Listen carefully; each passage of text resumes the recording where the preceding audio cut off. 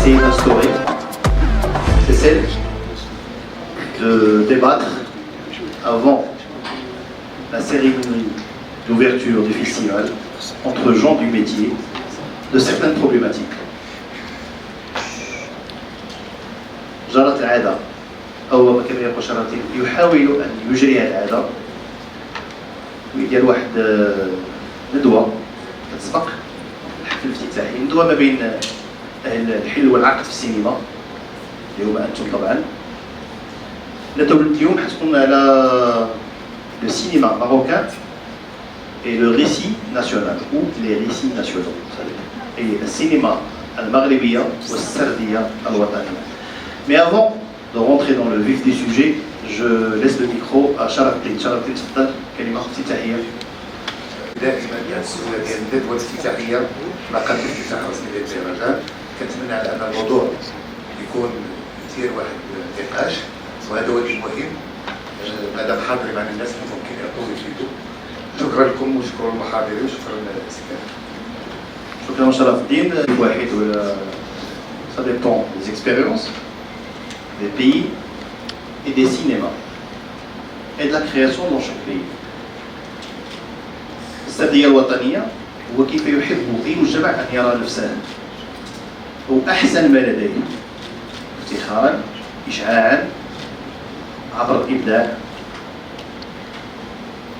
Le récit national, c'est comment chaque pays ou chaque société veut se voir à travers son pays, à travers sa superstructure dans le domaine de la création, notamment du cinéma, et surtout le cinéma, خاصة السينما. اليوم كل مجتمع عنده نقط مضيئة أو غير مضيئة في التاريخ ديالو. كل مجتمع كيفاش كيشوف التاريخ ديالو. السردية الوطنية كتحاول تساهم في التنشئة السياسية، la socialisation politique. Elle crée une conscience politique, mais aussi une conscience d'appartenir à une sphère idéologisée مؤدلجة. نقولوا كنتساميو لواحد المكان كيكون دولة إقليم مؤدلج، هو باش ما نكذبوش على راسنا. لو ريسي ناسيونال السردية الوطنية بطبيعته مؤدلج، ما هوش أساطير وخرافات، هو واقع، ليس هو الواقع. Ce n'est pas la réalité, c'est une partie de la réalité à laquelle on rajoute des faits, on enjolive. مثلا غنقبلوا أول سردية كتجينا، هذه هي السردية الأمريكية اللي بدات كوبوي رعاة البقر. سردية رعاة، حنا كبرنا بسردية رعاة البقر، جابوا دين جديد لأمريكا، جابوا مجتمع جديد، جابوا حضارة جديدة، شفناهم. ديما حنا كنا كنكرهوا الهنود وكنبغيو كوبوي راعي البقر. On aimait les cowboys, on détestait les Indiens. D'ailleurs. الوجوه الكريمة التي أحبها كثيرا لتبادل الأفكار والاستماع إلى هواجسهم وإلى محاولة الجواب على الأسئلة ديالهم. أولا قبل كل شيء، واش السي كريم طرح السؤال واش هناك سردية؟ لا بد أقول أنه لا يمكن أن توجد سينما بدون سردية. تقييم السردية التي يشتغل على أساسها حاليا موضوع ثاني، ولكن السردية موجود. النتيجة هو كما قال السي كريم، هو أنه بدأت تظهر بعض الأفلام التي تعكس هذه المفهوم ديال السردية أو تطوير هذه السردية. بداية أود أن أقول للإخوة الحاضرين معنا أن شركتي المتواضعة في المركز السينمائي المغربي ديال هذه السنة ولا سنتين تقريبا، le cinéma marocain actuellement il a tous les atouts pour faire un bon cinéma. Et moi je suis convaincu, sincèrement, parce que je suis dedans, je gère le quotidien du cinéma marocain, mais je suis très convaincu que le cinéma marocain actuellement dispose de tous les atouts. Ça veut dire que التجربة التجربة التي تم تراكمها ديال 80 سنة بدات كتعطي الثمار ديالها. وال20 سنة الأخيرة الإخوان الذين تعاقبوا على تطوير المركز السينمائي المغربي مشكورين على المجهودات التي قاموا بها، ولكن كلها كانت الفلسفة ديالها هو العمل على لا كونتيتي. استطاعت أن تقوم بين قوسين بروباغندا السينما.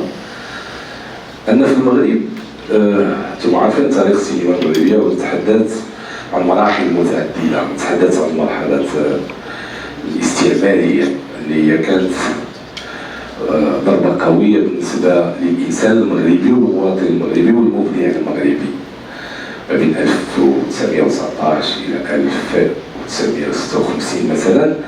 هذه المرحلة كانت حاسمة، لأنه حنا كنا كنعيشوا حتى على الهنود الحمر في المغرب، لأنه كان هناك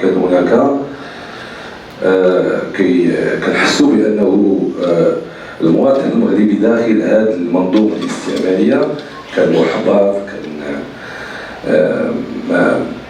يعني كيضحكوا عليه، كيخلقوا منه وضحوكة إلى غير ذلك. وبالتالي في التاريخ، وعندما تقرأ بعض من الكتب اللي ممكن القليلة تتحدث عن هذا التاريخ، تتحدث أيضا عن إحباطات داخل هذه السردية التي كانت تحكم تاريخ الآخر مستعمر سواء الفرنسي والإسباني على حساب المغرب وعلى حساب الإبداع والمبدعين المغربيين.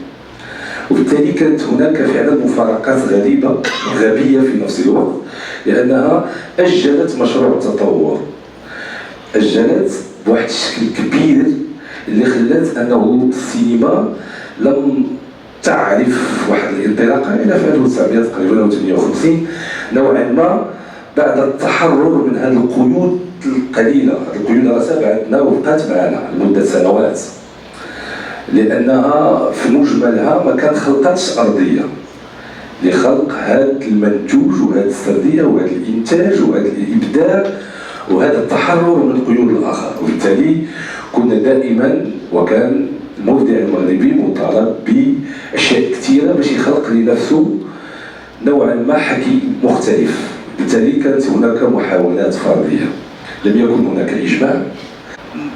Au lieu de vous ennuyer avec un exposé, j'ai plutôt des questions. Est-ce que vous permettez que je partage ces questions que j'ai avec vous?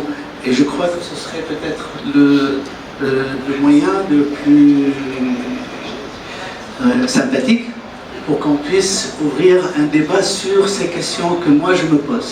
Je me les pose toujours en tant que quelqu'un qui adore, qui vit et pour qui la raison d'être et le fait que j'essaie de créer et d'écrire, de m'exprimer comme je vois le monde autour de moi à travers mes films, mais aussi et surtout maintenant, je ne veux pas dire comme éducateur, mais comme quelqu'un qui partage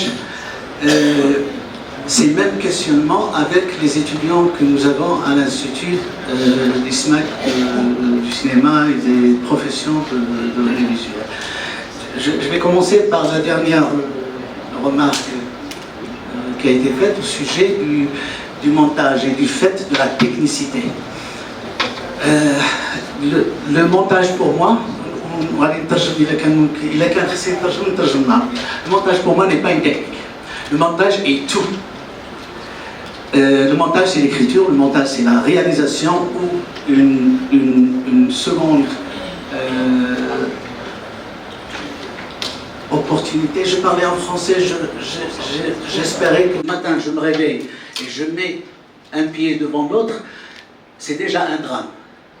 Donc à la rigueur, je me pose la question.